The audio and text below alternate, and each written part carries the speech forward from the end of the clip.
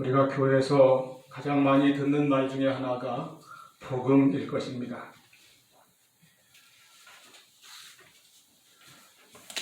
교회 안에서뿐만 아니라 우리 각자 생활 속에서 전도할 때에도 복음을 전한다 이런 말을 많이 씁니다. 그러면 우리가 믿는 복음 그리고 우리가 전하는 그 복음의 뜻은 무엇이고 복음의 내용은 무엇입니까? 복음이란 말 그대로 하면 복된 소식, 기쁜 소식, 좋은 소식 그런 뜻이죠. 그 복음의 내용은 한마디로 요약하면 예수님에 관한 소식입니다.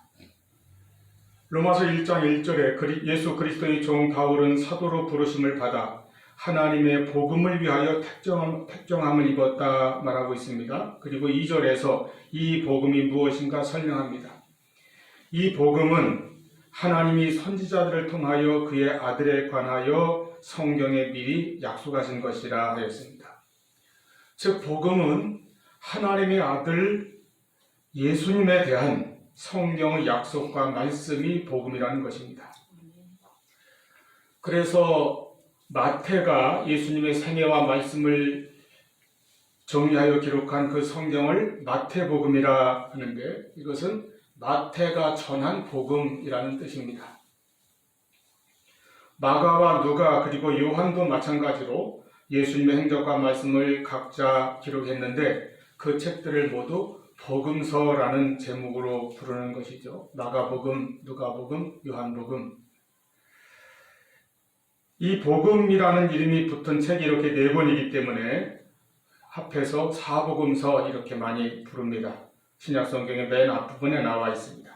즉 예수님의 생애와 말씀, 곧 예수님 자신에 관한 이야기가 복음이라는 뜻입니다.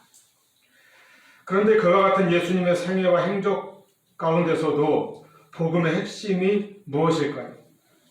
바로 오늘 본문 말씀에서 사도 바울은 복음의 핵심을 명확하게 요약하여 정리해주고 있습니다. 3절 4절 말씀입니다. 내가 받은 것을 먼저 너에게 전하였노니 이는 성경대로 그리스도께서 우리 죄를 위하여 죽으시고 장사 지낸 바 되셨다가 성경대로 사흘 만에 다시 살아나사. 성경대로 그리스도께서 우리 죄를 위하여 죽으시고 그리고 성경대로 또 사흘 만에 다시 살아나신 것, 부활하신 것이 바로 복음이라는 것입니다. 한마디로 복음은 예수 그리스도의 십자가와 부활입니다. 교회가 우리 그리스도인들이 전해야 할 복음이 무엇입니까? 예수님의 십자가와 부활입니다. 그리고 이 복음을 믿고 받아들일 때에 즉 예수님의 십자가와 부활을 분명히 믿는 사람은 누구든지 다 구원을 받습니다. 그런데 세상에서 많은 믿지 않는 사람들은 예수님이 이 세상에서 사셨고 또 예루살렘 골고다 언덕에 십자가에서 죽으셨다는 데에는 대체로 동의합니다. 그것은 역사적인 사실로 인정되기 때문이죠. 그러나 예수님께서 부활하셨다는 것에 대해서는 많은 사람들이 받아들이지 않습니다. 도대체 인간의 부활이라고 하는 것은 일어날 수 없는 일이라고 하는 것입니다. 그런 점에서 우리 기독교 신앙의 독특함과 복음의 생명은 예수님의 부활에 있다고 할 것입니다. 만약 예수님의 부활이 사실이 아니라면 예수님이 우리의 구주가 되실 수가 없고 부활이 없는 십자가라면 우리를 구원할 능력이 될 수 없는 것입니다. 그래서 구원의 복음은 예수 그리스도의 십자가에서 이루어지고 예수님의 부활에서 완성됩니다. 다시 요약해서 십자가의 복음과 부활의 복음, 이것을 우리가 복음이라 합니다.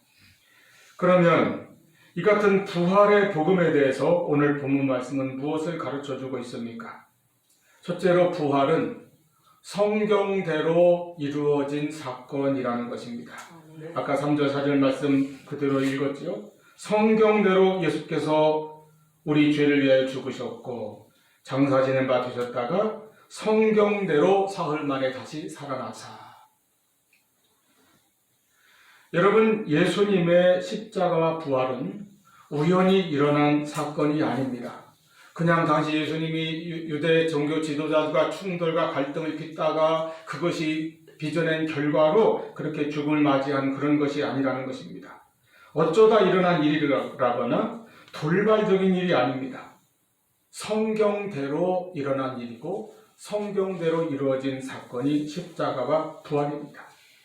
인류 구원을 위한 하나님의 계획과 목적이 먼저 있었다는 것입니다. 그래서 오래전부터 이 사실은 예고된 일이고 그 하나님의 약속이 이미 구약 성경에 기록되었고 약속이 되어 있다는 것입니다. 여러분, 예수님 오시기 수백 년 전부터 구약의 선지자들이 영감을 받아 장차 이 세상에 오실 하나님의 아들 메시아가 죽음을 이기고 살아날 것을 구약 성경 곳곳에 예언하고 기록해 놓았습니다. 더 거슬러 올라가면은 성경의 맨 첫 책인 창세기 3장 15절에 아담이 최초로 범죄하고 타락하였을 때에 그 아담과 하와를 유혹한 사탄을 향해서 하나님께서 이렇게 엄중히 말씀하십니다. 내가 너로 여자와 원수가 되게 하고 네 후손도 여자의 후손과 원수가 되게 할 것이다. 여기서 여자의 후손은 장차 오실 예수님을 가리키는 것이죠. 그리고 너의 후손은 여자의 후손을 발꿈치를 상하게 할 것이다. 즉 사탄의 세력이 예수님을 핍박하고 예수님을 십자가의 고난과 죽으심으로 몰고 갈 것이라고 예고하였습니다. 그러나 여자의 후손은 너의 머리를 상하게 할 것이다. 발꿈치를 잠시 상함을 받지만은 결국은 일어나서 죽음의 권세마저 이기시고 사탄의 머리를 밟고 승리하실 것이라고 예수님의 부활을 예표하고 있는 것입니다. 인간이 첫 번째 창조되었던 아담과 하와가 타락하자마자 하나님께서는 이와 같이 복음을 예표하시는 예수님의 십자가와 부활을 예표하는 말씀을 주셨습니다. 그래서 이 말씀을 원복음이라고도 그렇게 부릅니다. 그뿐이 아닙니다. 구약 성경을 예표론적으로 볼 때에 예표론이라는 것은 구약의 모든 말씀들은 장차 오실 예수님에 대한 그림자요 예표라고 하는 관점에서 이제 그 사건 속에 담겨져 있는 본뜻, 참뜻을 찾는 방법을 말합니다. 이렇게 볼 때에 모리아산에서 죽음에까지 갔다가 다시 생명을 찾은 이삭이라든가 애굽에 팔려가 가장 낮은 곳에까지 내려갔던 요셉, 또는 가장 대표적으로 물고기 뱃속에 3일 동안 있었던 요나 등등의 사건들은 다 예수님에 대한 예표입니다. 예수님의 생명과 십자가와 부활에 대한 예표입니다. 요셉이 은 20개에 애굽에 팔려간 것처럼 예수님도 가룟 유다에게 은 30에 팔려가셨죠. 요나가 물고기 뱃속에 3일 동안 있었던 것처럼 예수님도 무덤에 3일 동안 계셨습니다. 특히 이 요나 이야기를 놓고는 예수님께서도 직접 설명하신 적이 있습니다. 마태복음 12장 39, 40절입니다. 예수께서 대답하여 이르시되 악하고 음란한 세대가 표적을 구하나 선지자 요나의 표적밖에는 보일 표적이 없느니라. 요나가 밤낮 사흘 동안 큰 물고기 뱃속에 있었던 것 같이 인자도 밤낮 사흘 동안 땅속에 있으리라. 예수님도 십자가에 달려 돌아가신 후에 장사 지내어져서 아리마대 요셉이 무덤에 사흘 동안 있을 것이고 그 다음에 사흘 후에 요나가 물고기 뱃속으로 나온 것처럼 예수님도 사흘 후에 부활하려는 그런 의미의 말씀입니다. 즉 구약에 있었던 그 요나의 사건을 장차 오실 예수 그리스도의 부활을 예표하는 사건이라고 바로 예수님께서 해석하셨습니다. 더 이상 다른 해석이나 설명이 필요 없도록 주님께서 분명히 말씀하신 것입니다. 시편 16편 9절 10절 말씀 보면 다윗이 이렇게 예언하고 있습니다. 이러므로 나의 마음이 기쁘고 나의 영도 즐거워하며 내 육체도 안전히 살리니 이는 주께서 내 영혼을 수월에 버리지 아니하시며 주의 거룩한 자를 멸망시키지 않으실 것이니이다. 다윗은 자기를 두고 하는 이야기가 아닙니다. 장차 세상에 오실 예수 그리스도가 죽지만 수월에 던져지지만 그러나 반드시 다시 살아날 것이라는 것을 예언하는 말씀인 것입니다. 이사야 53장은 흔히 고난받는 종의 노래라는 그런 부제로 많이 불리워지고 있습니다. 예수님께서 이 세상에 오셔서 멸시와 천대를 받으시고 간구와 질고를 많이 겪으실 것을 예고하고 있습니다. 특히 4절부터 6절까지 말씀에는 그는 실로 우리의 질고를 지고 우리의 슬픔을 당하셨다는 것을 명백하게 보여줍니다. 그가 찔림은 우리의 허물 때문이요 그가 상함은 우리의 죄악 때문이라. 우리는 다 양 같아서 그릇 행하여 각기 제 길로 갔거늘 여호와께서는 우리 모두의 죄악을 그에게 담당시키셨도다. 이와 같이 예수님의 고난과 십자가의 죽으심에 대해서 아주 생생하게 예언하고 있습니다.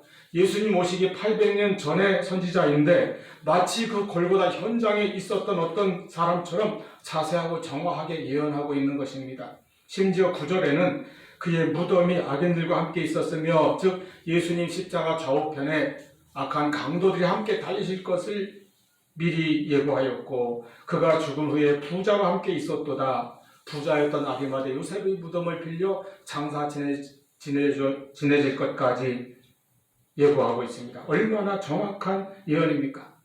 그런데 이렇게 고난과 십자가의 죽으심과 장사되심에 대해서까지 예언하고 그것으로 끝나지 않습니다. 10절 11절에 이르면 마침내 예수님의 부활에 대해서까지 예언합니다. 그의 손으로 여호와께서 기뻐하시는 뜻을 성취하리로다. 그가 자기 영혼에 수고한 것을 보고 만족하게 여길 것이라. 또 호세아 6장 2절에 여호와께서 이틀 후에 우리를 살리시며 셋째 날에 우리를 일으키시리니 우리가 그 앞에서 살리라 이렇게 말씀하였습니다. 무너지고 멸망한 이스라엘을 다시 일으키사 회복시키실 그 역사적 사건을 통해서 역시 예수 그리스도의 부활을 예표하고 있는 것입니다. 이렇게 구약 성경에 많은 배경을 가지고 있었기 때문에 예수님께서는 돌아가시기 전에 이미 제자들에게 여러 차례 말씀하신 바 있습니다. 이제 앞으로 내가 고난 받을 것이고 십자가에서 죽을 것이다.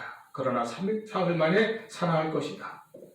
제자들이 당시에는 알아듣지를 못했습니다. 그래서 사흘 만에 살아날 것이라는 말씀은 도무지 이해가 되지 않으니까 마음에 들어오지 않고 앞으로 고난받고 죽으실 것이다 라는 말씀만이 크게 들려왔는지 심지어 베드로는 주여 그리하지 마소서 이 같은 일이 주께 일어나서는 안 됩니다 하고 만류하다가 예수님께 책망을 받지 않습니까? 나중에 예수님께서 정말 부활하신 후에 비로소 그때 했던 그 말씀들이 이런 뜻이었구나 하고 깨달아졌다는 것입니다. 이와 같이 예수님의 부활이 성경대로 이루어진 것, 예수님은 성경대로 다시 살아나셨다고 하는 이 사실은 대단히 중요한 의미를 가지고 있습니다. 그것은 예수님의 부활이 사실이요 진실이라고 하는 명백한 증거가 되는 것입니다. 다시 말씀드리거니와 부활은 우연히 그냥 일어난 사건이 아니라 구약의 모세와 다윗과 선지자들이 예언한 대로 이루어진 사건이고 그대로 예수님께서 부활하셨습니다. 할렐루야. 아멘. 예수님의 부활은 그러므로 교회가 만들어내는 이야기가 아닙니다. 고린도전서 15장 전체에서 바울은 부활에 대해서 깊게 상세하게 다루고 있지만은 예수님의 부활은 바울이 꾸며낸 이야기도 아닙니다.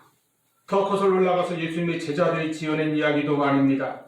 예수님께서 부활하셨던 그 새벽에 여인들이 직접 목격한 분명한 역사적 사건일 뿐 아니라 더 거슬러 올라가서 수백 년 전에 기록된 구약의 말씀에 하나님께서 약속하시고 기록하게 하신 예언의 말씀이 이루어진 사건이라는 것입니다. 그렇기 때문에 예수님께서는 이 부활을 통해서 예수님이 되셨고 우리의 구세주가 되신 것입니다. 아무리 많은 사람이 믿지 못하고 인류 역사상 이전에는 일어난 일이 없는 사건이라고 그렇게 하여도 이 부활은 우리에게는 이상한 일이 아닙니다. 왜냐하면 성경대로 이루어진 사건이기 때문입니다. 이것이 성경 전체의 말씀이라는 것입니다. 예수님께서 죽으시기 전부터 아니 나시기 전부터 그 이미 수백 년 이전부터 예언된 말씀이고 수천 년 전 창세기 때부터 이미 예표된 사건입니다. 그러므로 우리의 신앙이 바로 되려면 예수님의 십자가 죽음과 예수님의 부활을 확실하게 믿어야 됩니다. 말씀 그대로 믿어야 됩니다. 그리고 그 부활의 빛 안에서 모든 것을 볼 수 있어야 한다는 것입니다. 초대교회의 최초의 메시지는 예수님의 부활이었습니다. 예수님의 그 십자가 사건은 그 당시에는 예루살렘 온 주민들이 다 알고 있고 인근 모든 사람들이 생생히 기억하고 있는 사건이었습니다. 분명히 예수님은 죽으셨습니다. 그런데 하나님께서 그 예수님을 다시 살리셨다는 것. 분명히 무덤에 장사 지내어진 그 예수께서 무덤을 깨뜨리시고 부활하셨다는 것. 이것이 사도들과 초대교회의 핵심 메시지였습니다.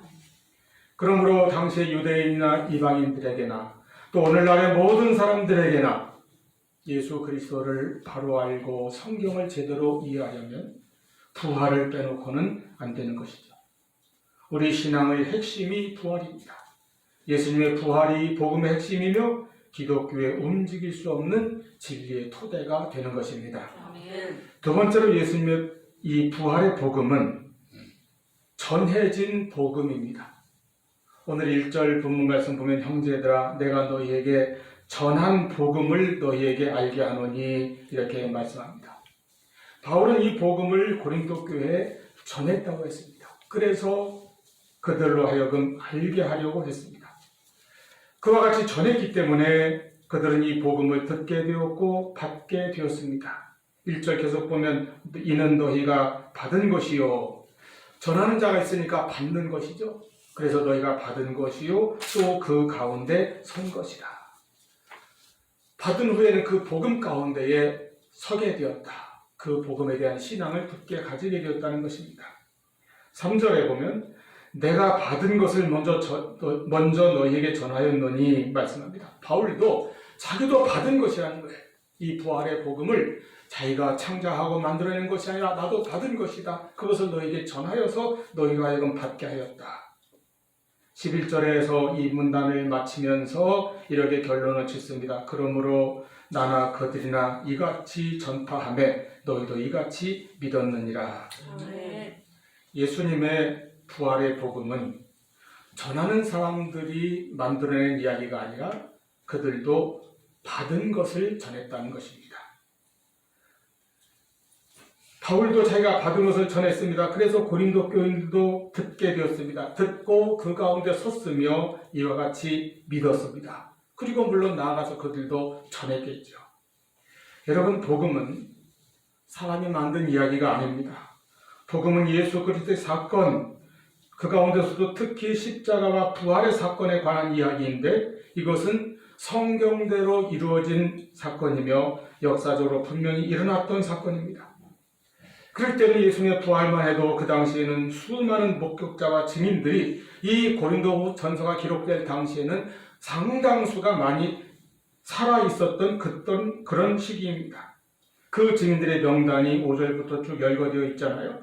먼저 게바에게 보이시고, 게바는 베드로의 다른 이름입니다. 그리고 그 다음에 후에 12제자에게와 12제자들이 무서워서 문을 잠그고 방 안에 숨어 있을 때 거기에 나타나셨잖아요. 그 다음에 그 후에 500의 형제에게 일시에 보이셨다고 했습니다. 또 7절에 보면 야고보에게 보이시고 특별히 야고보를 따로 언급하고 있는데 이분은 그 예수님의 제자인 야고보가 아니고 예수님의 육신의 동생, 즉 요셉과 마리아의 아들인 야고보입니다. 그런 생전에는 예수님 공생의 기간에는 다른 형제들과 함께 예수님을 믿지 않았습니다. 받아들이지 않았습니다. 그런데 그도 부활하신 예수님을 만났습니다. 예수님께서 그에게 찾아가 보이셨다는 것이죠. 그래서 그가 변하여 초대교회의 기둥 같은 지도자가 됩니다.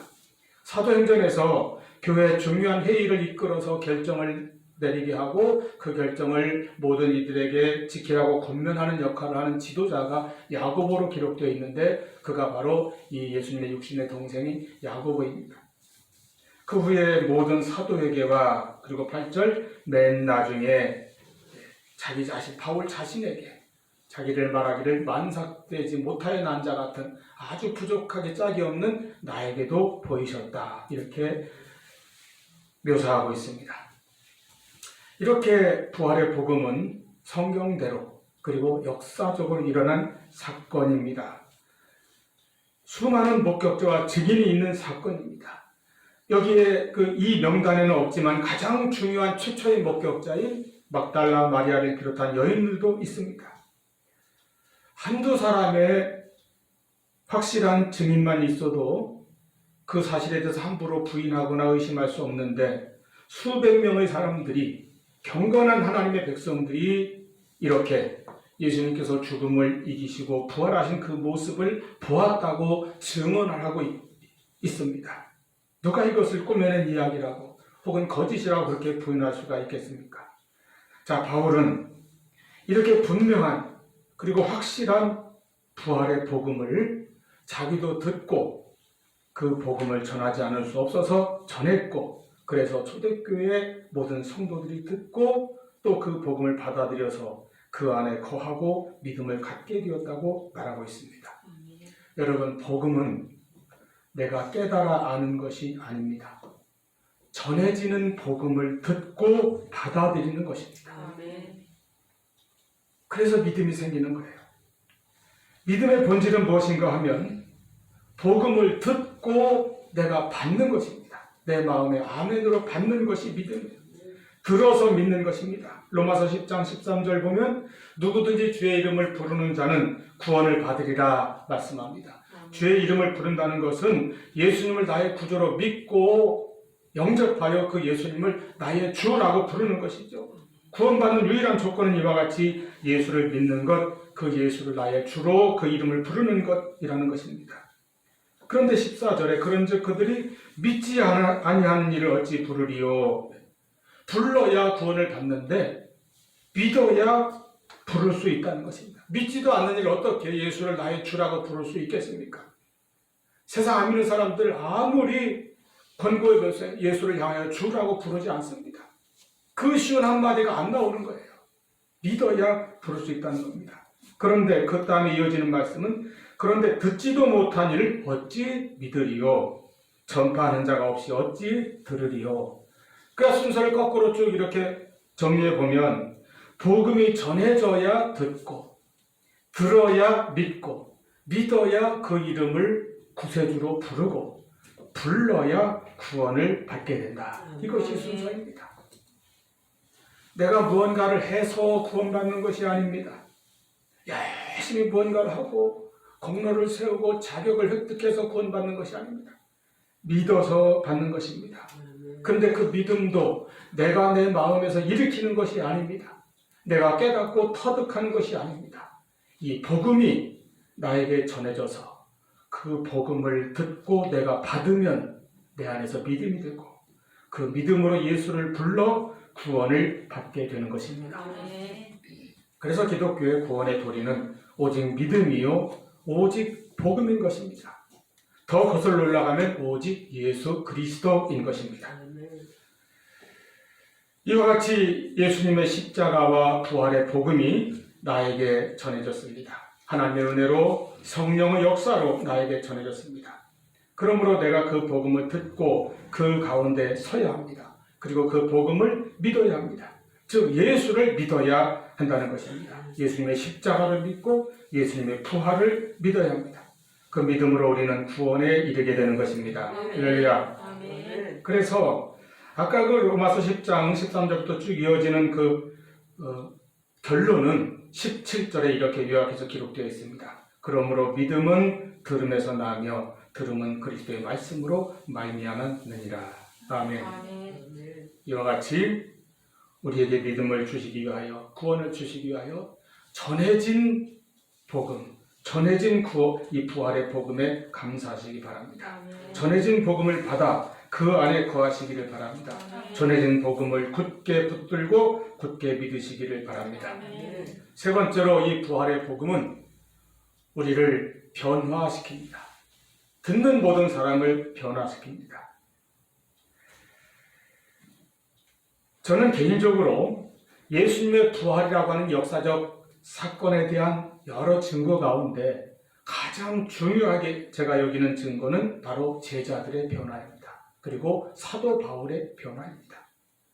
인간이 그렇게 철저히 변화될 수 있다고 하는 것, 이것보다 더 깊은 의미를 저에게 주는 그런 증거는 없습니다. 제자들은 어땠습니까? 그들은 예수님이 잡히시던 날 다 무서워서 뿔뿔이 흩어지고 도망가고 숨고 어두운 골방에 모여서 문을 잠그고 있었다고 해요. 숨죽이고 있었습니다. 그랬던 그들이 갑자기 몇 주 후에 담대하게 나타나 예수의 부활의 복음을 전파하고 다니기 시작했습니다. 바울은 어떻습니까? 아예 그는 예수를 반대하고 적대시했던 사람입니다. 예수를 전한다는 이유로 스데반이 순교당할 때에 그 스데반의 그 처형을 놓고 투표할 때 자기도 가편, 나도 찬성표를 던졌던 사람이다라고 고백했습니다. 거기에 찬성하고 사람들이 돌을 던질 때 막 열받아서 옷을 벗어 맡기니까 그 겉옷을 맡아주면서 막 독려했던 사람이 옆에 서서, 그리고 더 예수 믿는 사람을 잡아 가두려고 영장을 받아서 담에색으로 달려가던 그런 사람입니다. 그런데 그가 갑자기 그 누구보다도 뜨겁게 예수의 복음을 전하기 시작했어요. 얼마나 이 설명할 수 없는 변화입니까? 이런 극적인 변화를 도대체 왜 무슨 일이 그들에게, 제자들에게 또는 바울에게 일어났길래 이런 인생에 180도의 변화가 있었다는 것입니까? 예수님의 부활이 분명히 저들에게 사실로 체험됐다고 하는 것, 이것 외에는 설명할 도리가 없는 거예요. 따라서 이와 같은 제자들과 바울의 변화는 부활의 증거입니다. 그런데 한편 생각해 보면은 이런 변화는 부활의 확실한 증거일 뿐만 아니라 한편으로는 부활의 복음을 들은 결과이기도 합니다. 누구든지 부활의 복음을 들으면, 그래서 그 복음을 받으면, 그리고 그 안에 거하면, 그 믿음을 가지면 이와 같이 변화되게 된다는 것을 제자들이 또 바울이 보여주고 있습니다. 그렇게 연약하고 나약하고 비겁했던 그 제자들의 변화된 이후의 모습을 한번 보십시오. 그리고 바울의 그 강파하고 교만했던 바울의 극적인 변화된 모습을 보십시오. 이것은 부활의 능력이 아니고서는, 부활의 복음이 아니고서는 일어날 수 없는 불가능한 변화가 저들에게 삶에, 저들의 생에 일어났다는 것입니다. 우리 지방에 제가 아주 좋아하는 친한 그 친구 목사님이 한번 이야기 석상에서 자기가 이제 터키를 한번 다녀왔는데, 뭐 터키 여러 그 관광지 그런 것보다도 이 사도 바울이 전도에 다녔던 그 루트를 따라서 쭉 한번 가보는 그런 그 코스가 있다고 합니다. 거기를 쭉 같이 이제 더듬어서 그 경로대로 이동하면서 이 차 안에서 눈물이 났다는 거예요. 이 길을 예전에 바울이 자기 차 타고 편하게 가지만 바울은 걸어서 또는 뭐 말을 타고 하여튼 이렇게 복음을 전하기 위해서 이 길을 갔구나 하는 생각하니까 눈물이 났다는 거예요. 저는 이제 터키를 가본 적이 없어서 그런 얘기를 들으니까 부러웠어요. 뭐 터키를 가는 게 부러운 게 아니라 그 바울의 그 여정을 친히 한번 겪어봤다는 것이 참 부러웠어요. 그런데 지난 올 3월이죠. 저도 바울을 생각하며 눈물이 난 적이 있습니다. 우리 교회 올려드리는 온라인 성경 공부 교재 8과가 그리스도인의 사역이었죠. 그 사역에 쓰이는 개인적인 여러 가지 요소들 가운데 경험이라는 것이 있었습니다. 그 경험을 설명하다가 바울의 경험을 예를 들어서 이렇게 제시했어요. 뭐 그 당시 그 과가 굉장히 어렵다고 옆에서 자꾸 누가 뭐라고 했지만은 저 같은 교재 열심히 만들었어요. 만드는데 그 바울의 경험을 여러 가지 영적 경험, 교육적 경험 소개하다가 고난에 대한 경험을 바울 자신의 고백인 고린도후서 11장 23절 28절에 기록되어 있는 것을 요약해서 이렇게 나열식으로 쭉 열거한 것이 있습니다. 바울은 자기가 겪고 자기가 견뎌온 그 고난의 여정에 대해서 요약을 하였습니다. 아마 가장 머릿속에 깊이 남아있는 굵직한 그런 그 기억들만 정리했겠죠. 그 본문을 전에도 쭉 읽어본 적은 많이 있지만 그 내용들을 교재를 만들기 위해서 하나하나 조목조목 요약을, 열거를 해보니까 목록이 만들어지는데 이렇게 됩니다. 수고를 넘치도록 했다고 합니다. 다른 사도들보다. 그 다음에 옥에 갇히기도 다른 사람보다 더 많이 함, 매도 수없이 맞음, 여러 번 죽을 뻔한 유대인들에게 40에서 하나 감한 대를 5번 맞은, 유대인들이 보통 40대를 맞으면 죽는다고 해서 죽기 직전까지 때리는 것이 39대, 40에서 하나 감한 대를, 그런데 바울은 5번이나 그런 대를 맞았다는 거예요.